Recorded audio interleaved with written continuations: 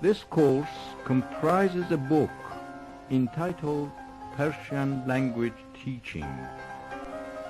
In Persian, آموزش زبان فارسی. کلید تمرین 16.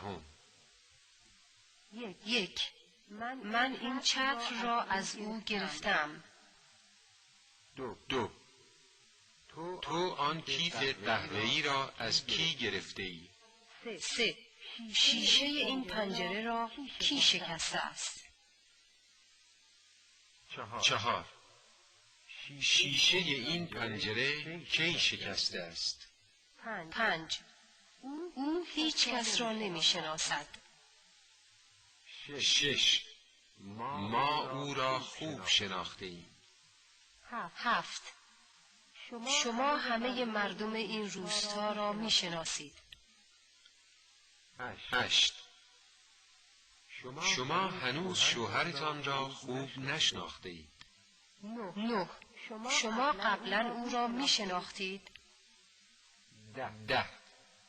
خیر، ما قبلا کسی را به این اسم نمی شناختیم. 11.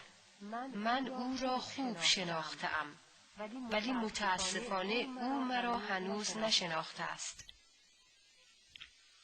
12. بعضی از مردم همسایه‌های خودشان را نمی شناسند. 13. بعضی از چیزها خیلی زود می شکنند. 14.